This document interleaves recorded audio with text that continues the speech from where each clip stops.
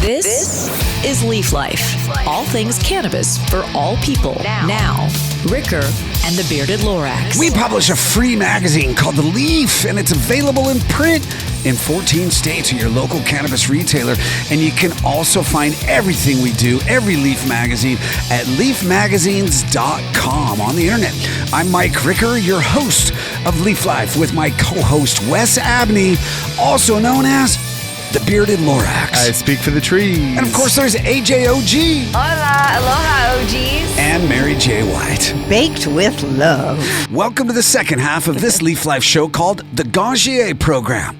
In just a moment, we'll get into how a better experience is the result of excellence. And we'll spin AJ's wheel to see what products Aaron VARNEY, who's a GANJIER council member and certified GANJIER, as well as a co-owner of the beautiful DOCKSIDE Cannabis Retail Company here in Washington State, as we broadcast from Seattle.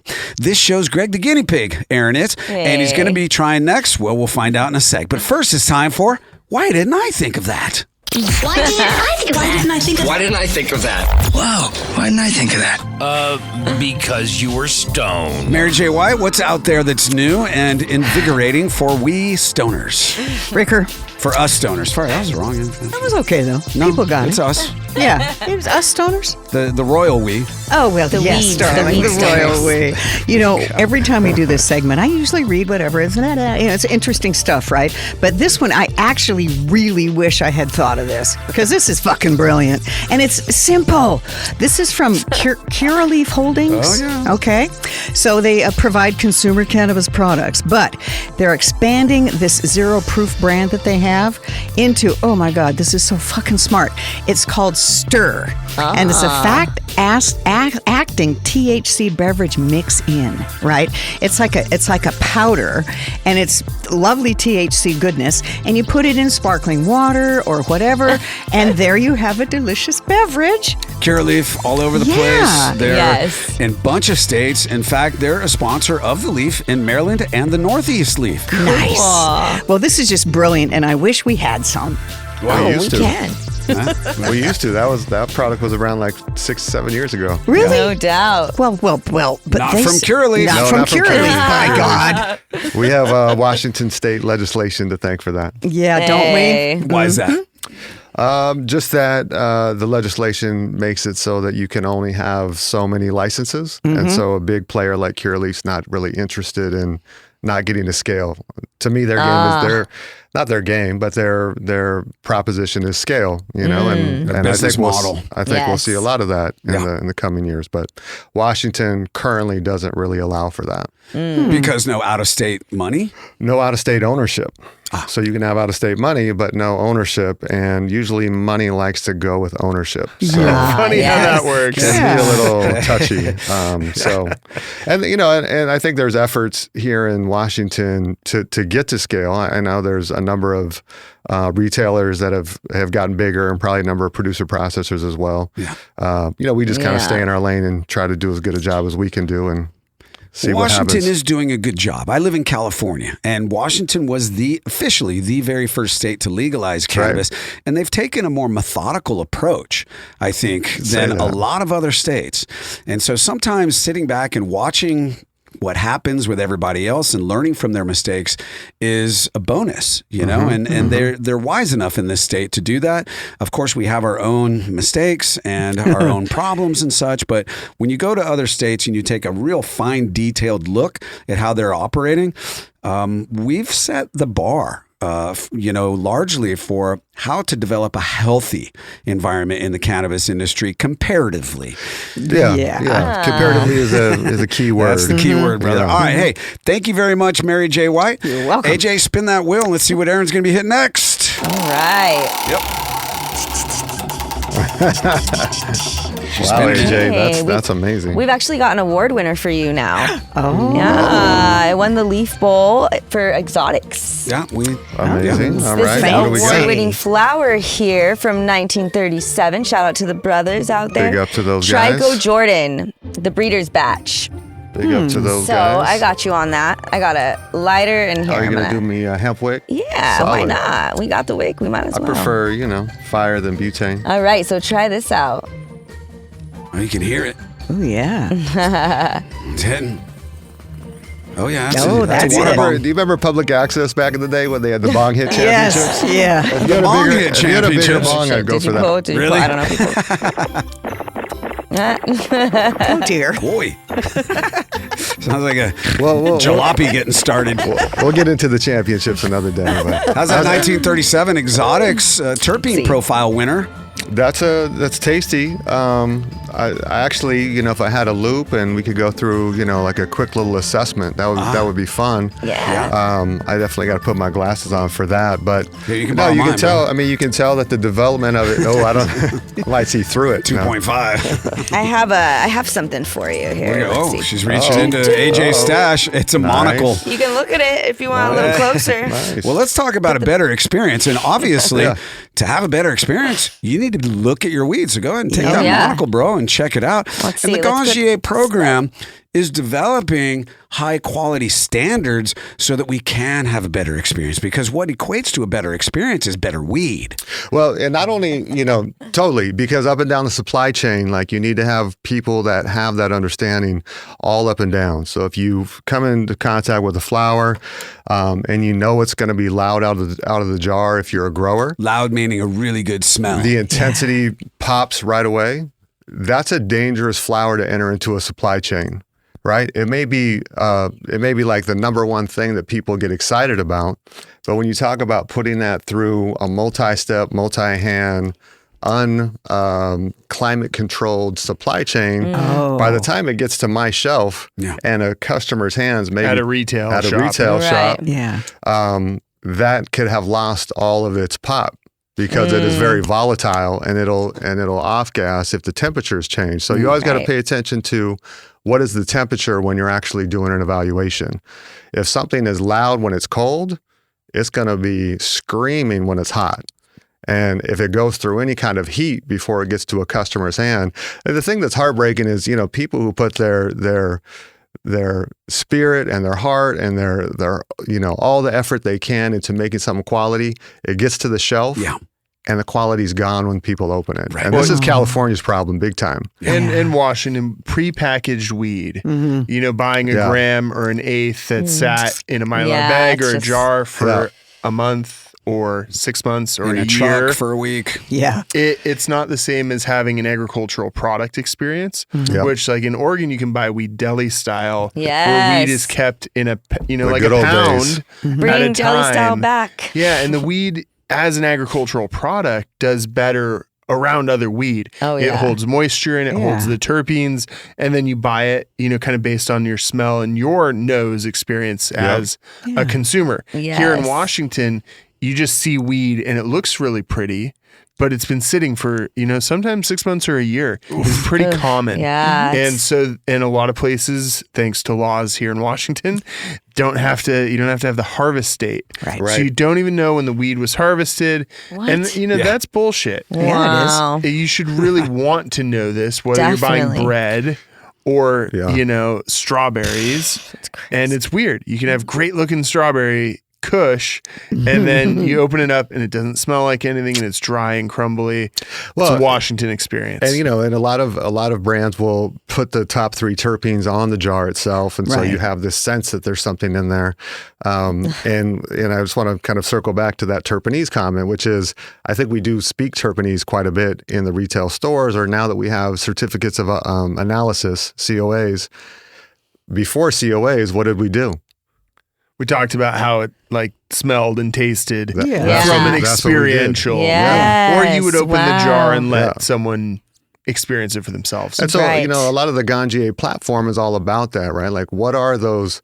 Like, it's actually more complex for me to say, hey, this smells like cedar, blueberries, and chocolate. What does that represent? It probably represents hundreds of chemicals intermingling to create this scent. Chemicals by meaning terpenes, Terpenes, cannabinoids. flavonoids, ethanols, Yes. polyphenols, ketones. Like, there's just a book that if anybody really wants to go down that path, a book called Nosedive. I'm trying to remember the name of the author, but Nosedive basically like gives you the whole. Well, that'd be a deep nosedive, but it gives you the whole universe of all those chemicals. So if chemicals is where you're at, and there's going to be an application for all of that, and I think that's more in the medical realm.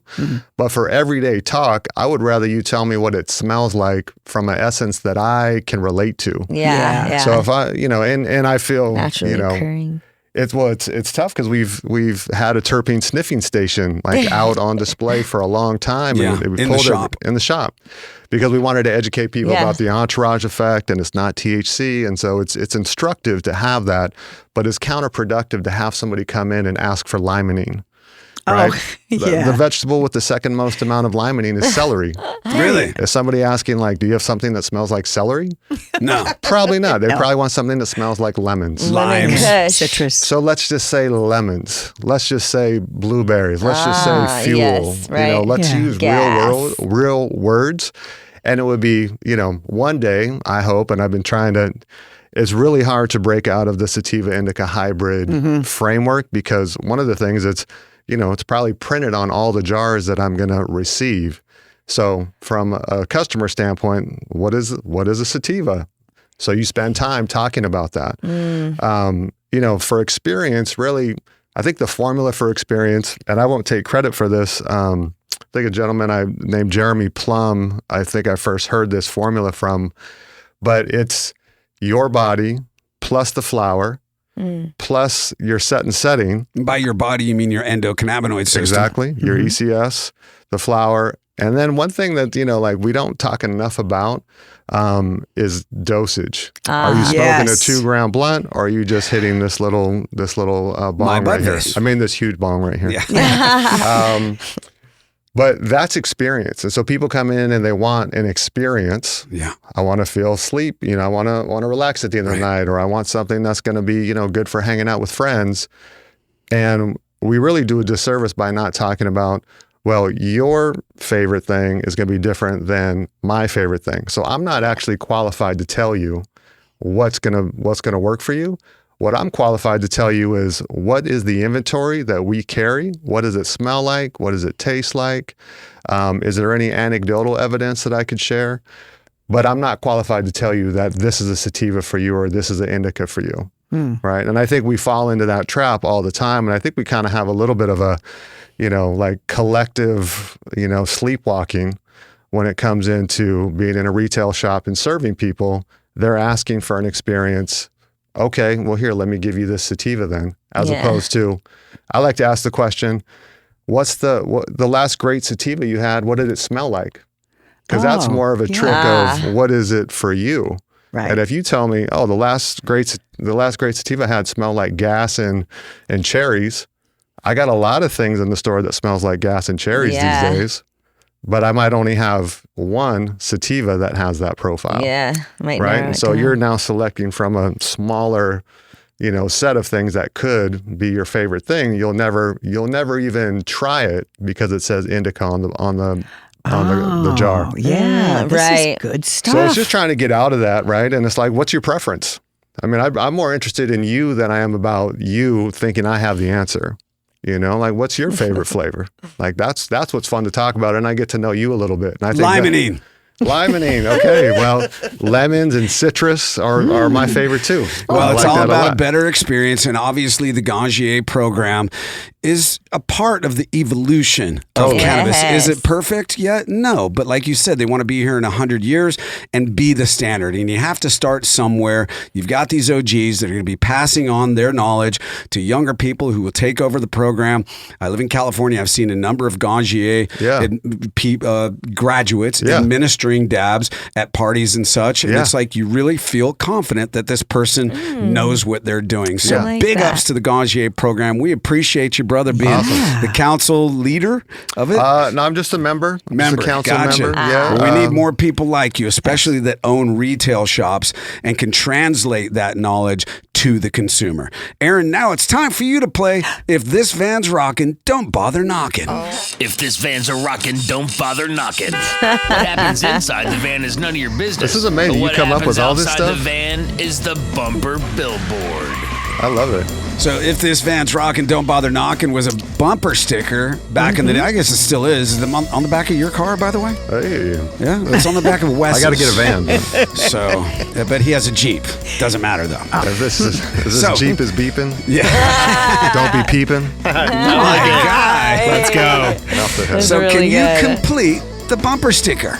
Here we go. Number 1. If you're going to ride my ass, at least pull my blank. Pull my hair? Correct. I better grow some hair. Your hair is held on. Hey. A lot better than. We got bald heads over here. All right, I know when to come for the hat. And now the hat number game. 2. Exercise. I thought you said extra blank. Exercise. I thought you said extra wise. Fries, brother. Extra fries. I like wise. I like thighs. Ooh, Extra thighs. All right, here we go. And Extra number 3. crispy. If blank becomes legal, I can't wait for the commercials. I remember this one. Legalize it and I'll advertise it. Who's that? Peter Tosh. That's Peter Tosh. Okay, Even Wes there knows you go. that. There you go. What's the Yes. answer? If blank becomes legal, I can't wait for the commercials. I can't wait for the commercials. The answer is weed. Marijuana, Peter Tosh. Same well, I thing. was just Same seeing thing. It's a bumper sticker. Okay. 1937 Farms. Hey, Award-winning exotics. Oh, yeah. Aaron, get you crossed up. Where can we find you on social media and the GANJIER program, please? GANJIER has a pretty big presence. They're out there on Instagram, Facebook, all the things, I believe. What's the Addy? Just search GANJIER. It'll pop. Okay, the GANJIER program. How do you spell that? GANJIER. Yeah, like a sommelier. And some people call it GANJIER. And what about you personally? Personally, like I'm not that wide out there on social media, but DOCKSIDE has Instagram accounts, and DOCKSIDECannabis.com is where a lot of our stuff shows up. But personally, you know, like I'm a little bit more reserved, kind of behind the scenes, and Like an old grower. a little bit, right? There's What a is little bit of DOCKSIDE's that. handle?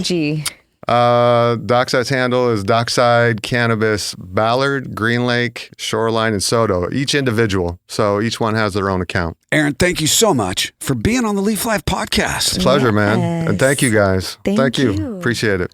And you've known Wes a long time. He's looking at Wes. Before we started, I just remember Wes dropping off the magazines, you know, in person. So when he was building this thing way back when, I saw the determination, and I'm just proud of you, man. Proud that you're doing this. This is amazing. It means something to still be here and still fighting for the plant. Yeah. And just like the GANJIER program's evolving, DOCKSIDE's evolving. Yeah. Yes. The industry is still growing, and that's why we at the Leaf get to keep doing what we're doing. It's important. It's a tough time. So, you know, there's a lot of people that need that inspiration and just a little fun, just to laugh a little bit. So thank you guys for bringing that. When hasn't it been tough, bro? Hey, well, yeah, you're right. Hey, Wes, next week, celebrity brands. Oh, boy. Yeah, I'm excited. Who's the guest? Who's the guest? Kim Kardashian. Ooh, viral, going viral. Download this and all Leaf Life episodes at leafmagazines.com. And please subscribe on YouTube at Leaf Life Podcast V2. Now get ready for another episode of Stony Baloney, which is also available at leafmagazines.com. And please be kind to animals. Your hosts for Leaf Life are Mike Ricker and Wes Abney. Leaf Life is produced by Mike Daly. Some of the music heard is provided by purple-planet.com. Every bit of cannabis you use is female, so please respect the ladies. Leaf Life is brought to you by Leaf Nation, featuring Alaska Leaf, Oregon Leaf, Northwest Leaf, Maryland Leaf, Amsterdam Leaf, and California Leaf. On the shelf now in your local retailer. Now, please stay tuned for this week's edition of Stony Baloney by Mike Ricker.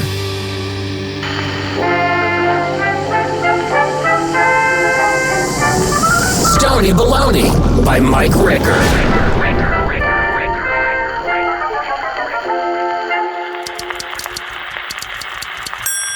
What a title. Alexander the Great. What a fucking name.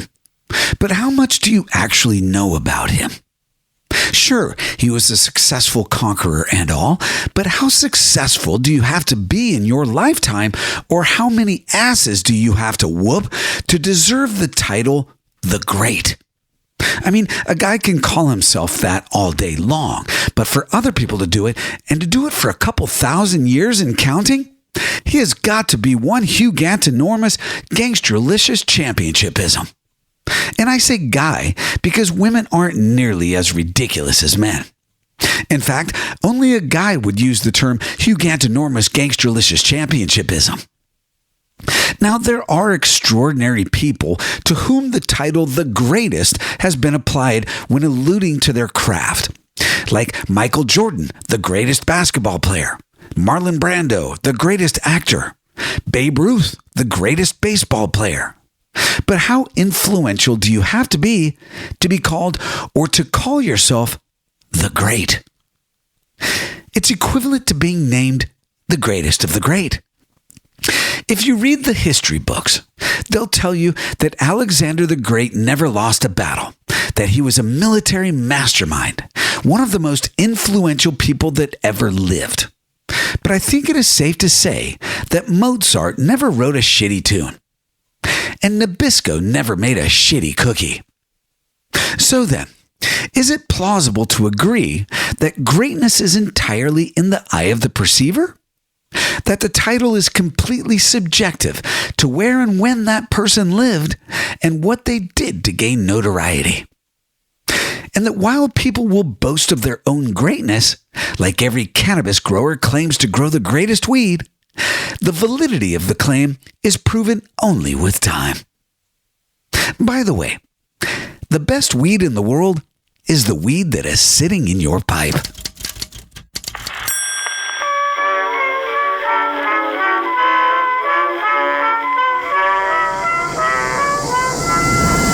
Stony baloney.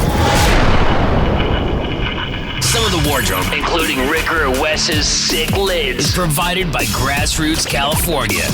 Check out the dopeness at grassrootscalifornia.com. These products have intoxicating effects and may be habit-forming. Marijuana can impair concentration, coordination, and judgment. Do not operate a vehicle or machinery under the influence of this drug. There may be health risks associated with consumption of these products. For use by adults 21 and older. Keep out of the reach of children.